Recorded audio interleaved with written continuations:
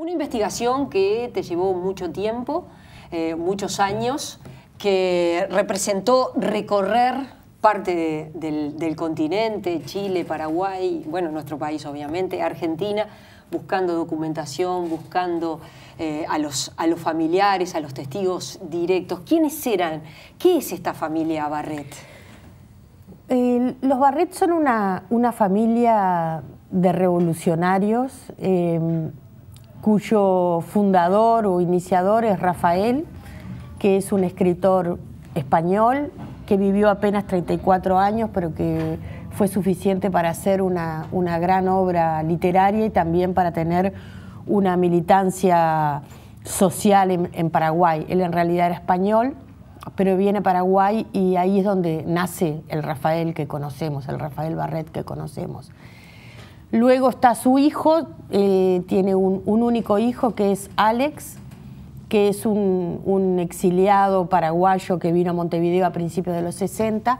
Alex tiene una prole numerosa, tiene 10 hijos, y una de las que yo tomo es Soledad, que llega a Uruguay con la familia a fines de los 60 y que se hizo muy conocida en Montevideo porque en julio del 62 la secuestra un comando de ultraderecha, un comando anticomunista, nacionalista, antisemita, y quieren obligarla a que grite, que le dé vivas a Hitler y muerte a Fidel. Como ella se niega, la lastiman, le hacen le tajean las piernas, le dibujan esvásticas en los muslos, y bueno, eso es lo que le da su carácter público en ese momento, y pocos años después, casi una década después, va a ser asesinada en Brasil.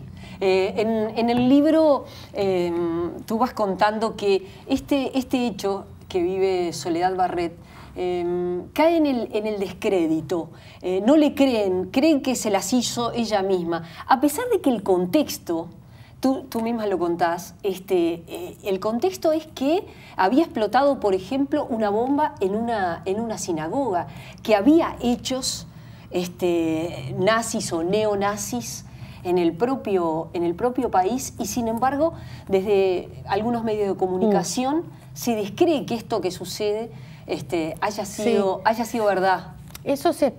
Para mí eso se explica, creo, por dos razones. Primero, porque contrariamente a lo que se puede creer, la década del 60 y del inicio de los 60 fue una década de violencia de derecha importante, ¿no? Atentados, incluso, bueno, hubo una invasión a la universidad, que no fue un grupo de derecha, sino que fue la propia policía, pero digamos que había un ambiente de mucha agitación y de gran violencia.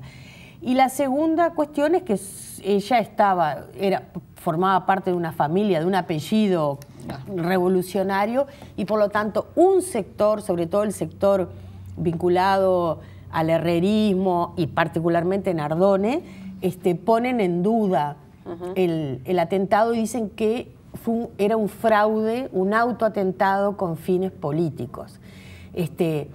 Fue un caso de mucha cobertura en los medios y bueno, hubo incluso una junta médica que probó que las heridas eran auténticas y no autoinfligidas como quería. La primera versión que pone en riesgo, en duda la autenticidad de sus testimonios, de la propia policía. Mira, en este momento estamos mirando imágenes de la publicación que se hace en el diario. Allí están los símbolos, las esvásticas en las piernas de Soledad, y ahora la imagen de Alex, su padre. Fue un caso que tuvo mucha cobertura en los medios. Es interesante también para ir en los distintos personajes del libro.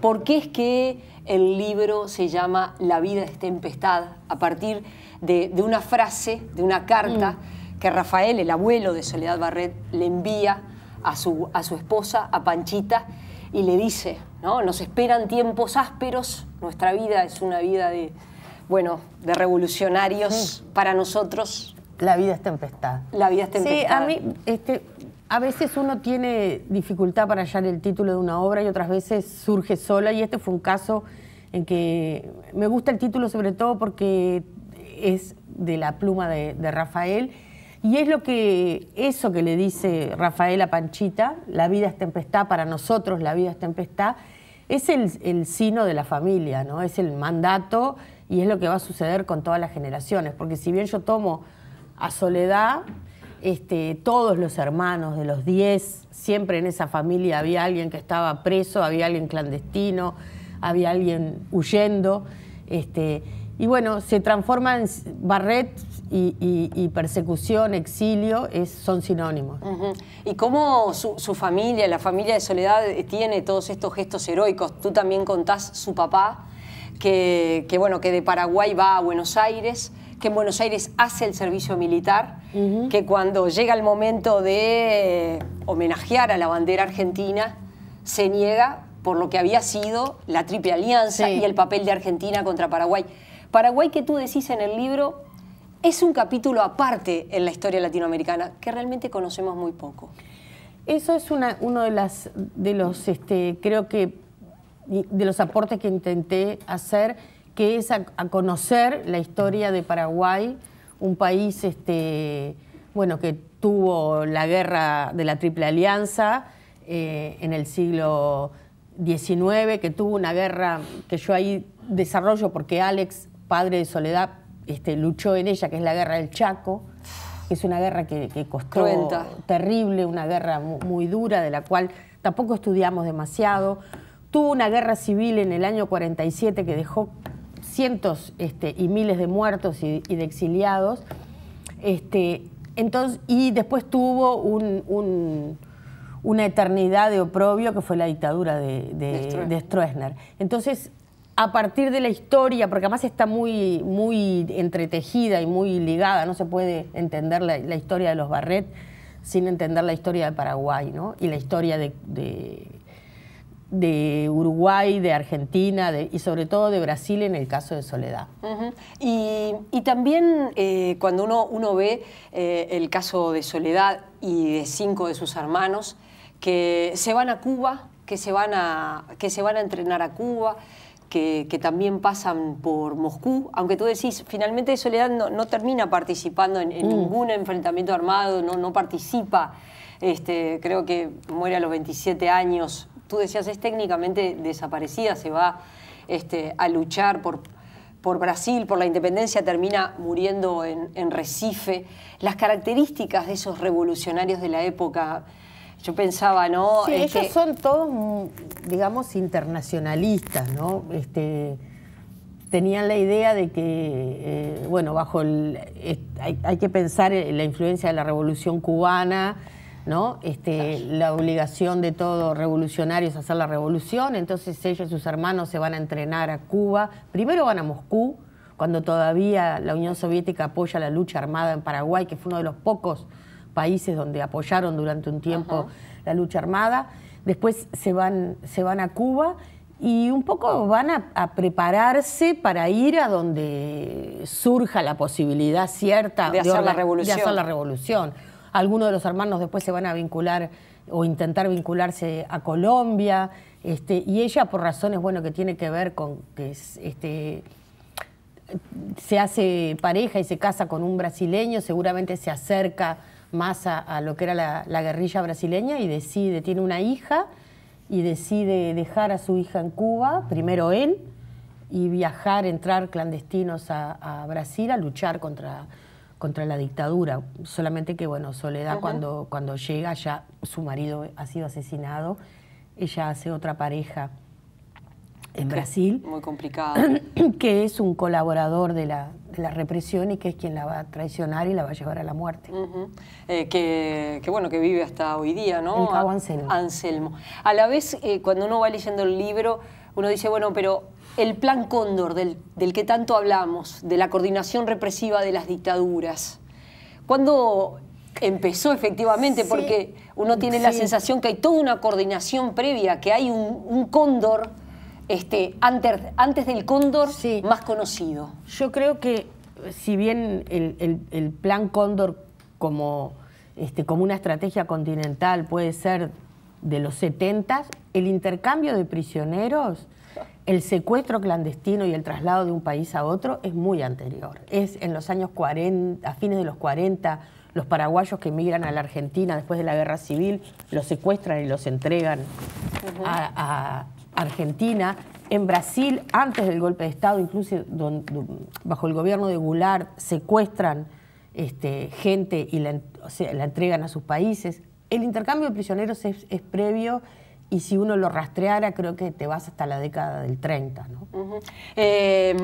A la vez, cuando uno ve la vida de Soledad Barret, todas las recomendaciones que le hacen que no vaya a Brasil, que la situación está muy peligrosa, ella decide ir igual, y uno ve en toda esa cantidad de revolucionarios esa entrega, ¿no? La entrega revolucionaria. ¿Te impactó eso? Sí, sobre todo porque me impactó y a su vez es difícil, hay que hacer un ejercicio para entender, ¿no? Entender, quiero decir, que la gente tiene sus móviles personales, pero también los de su tiempo. Y si bien, por ejemplo, sus hermanos tenían conciencia de que la guerrilla brasileña estaba infiltrada y estaba totalmente perforada por la infiltración de agentes de la dictadura, bueno, hay una convicción que también se hace, y lo tenían muchos de ellos, que cada compañero que moría obligaba de alguna forma al otro a no abandonar. Entonces quedan un poco presos de esa deuda que es, digo, más allá de la ideología y de la voluntad de transformación de la sociedad, pero también seguramente pesaba mucho esa deuda moral de haber sobrevivido y de no dejar de a pie a los compañeros. Y eso que vos decís también, hay cosas que uno lee y que de pronto le cuestan hoy día, ¿no? Porque Soledad Barret deja a su hija muy chiquita, recién nacida, con otra persona, con otra mujer, y se va para Brasil. Y ese gesto es un gesto de compromiso, sí, revolucionario, que hay que entenderlo en el contexto, pero que a uno le cuesta. Sí.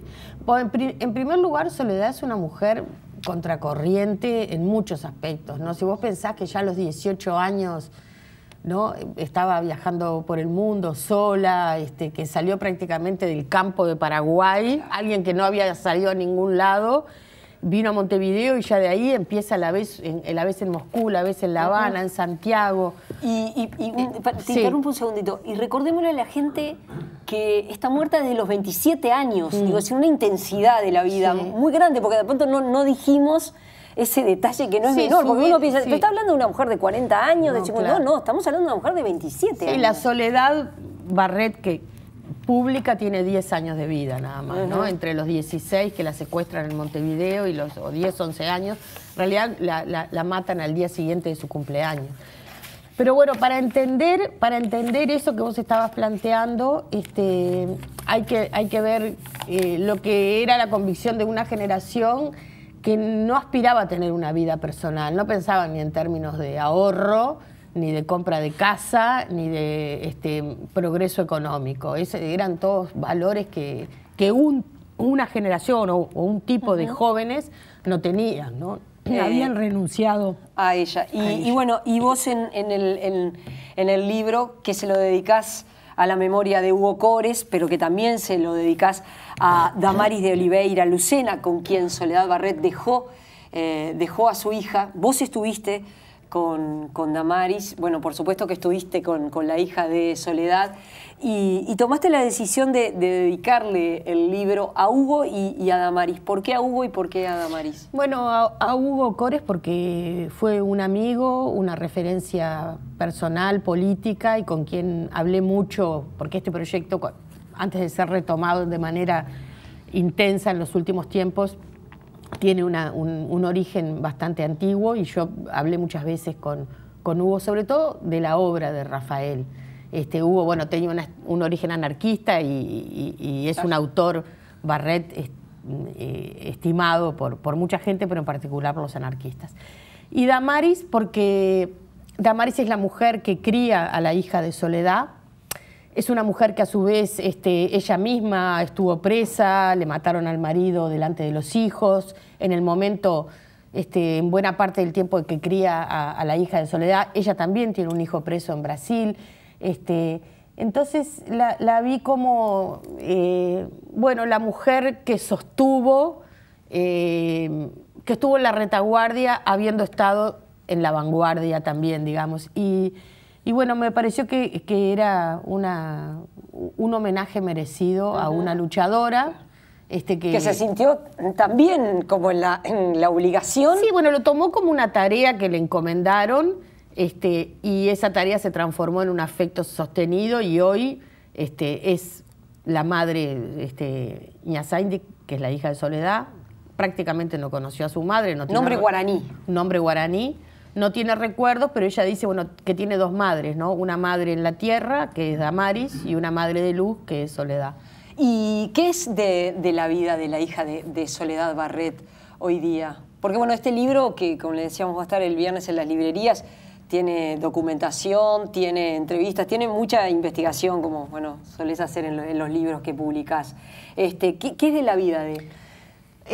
Bueno, Nyasaindi quedó en Cuba con un nombre falso, que eso fue una complicación. Durante 10 años no tuvo nombre, porque tenía una partida de nacimiento de padres y abuelos de nombres inventados. Le costó unos 10 años recuperar su nombre verdadero, e incluso también hacérselo recuperar a su hija, porque entre tanto ya había tenido una hija. Se está mudando a Recife, la ciudad donde mataron a Soledad. Vive en Brasil desde que volvió del exilio en Cuba. Se escolarizó en español, pero hoy día es más brasileña, que habla bien español, pero con mucho acento. Tiene 4 hijos. Estuvo, según ella dice, bastante perdida en la vida hasta que empezó a estudiar de nuevo. Hoy trabaja mucho por la memoria de la madre y del padre. Y si bien tanto su padre y su madre siguen siendo desaparecidos, aunque se sabe dónde los enterraron como indigentes, porque eso fue una práctica de la dictadura brasileña, el Estado los amnistió a los dos y les dio reparaciones económicas a la familia, es decir, que ella ha recibido una reparación por el padre. Vos también en el libro hablás de quien fue protagonista en el atentado a Soledad Barret, allá en el 62, ese atentado que nosotros mostrábamos de las esvásticas, que decíamos motivó que Mario Benedetti lo mencionara en un poema. Decía que esas esvásticas, dice Benedetti, sorprendieron a cierto Uruguay que vivía en la luna, dice Benedetti. Y bueno, está claramente identificado. Vos hablás de Carlos Rojo. Sí. Fue un descubrimiento. Carlos Rojo era un muchacho, en ese momento un jovencito que venía de Rivera, que se movía entre los cabaret y la ultraderecha, por decirlo así, cortando grueso. Ella lo va a reconocer como uno de los que participa en el atentado. Y él no pasa, porque es un caso que la justicia investiga, pero en febrero, o sea, esto pasa en julio del 62, en febrero clausuran, archivan el caso y nunca hubo nadie procesado. Y el hombre va a tener una larga vida. Yo lo vengo a descubrir en la Argentina, un personaje bastante oscuro, se reinventa a sí mismo, se transforma en cura de una rama... también de una iglesia... De esas iglesias nuevas, modernas. De esas iglesias nuevas, pero se viste, da misa, se vincula al peronismo, se vincula a Menem, se vincula a la farándula. Incluso hay mucha información sobre él en la televisión, en programas de estos de investigación, como Telenoche Investiga, incluso como el programa de Chiche Helblum, porque él va a ser denunciado por los excesos de una obra social que monta para medrar con las necesidades de los pobres. Y lo curioso, él se murió a principios de los 2000. Lo curioso es que en la página oficial que está en internet dice que murió a causa como de enfermedades que surgieron a causa del secuestro del que había sido víctima en Uruguay por parte de los comunistas. O sea, el tipo es increíble porque se inventó una historia. Se inventó una historia y cambió, ¿no? De secuestrador a secuestrado en una línea. Y bueno, es un personaje realmente oscuro, Carlos Rojo.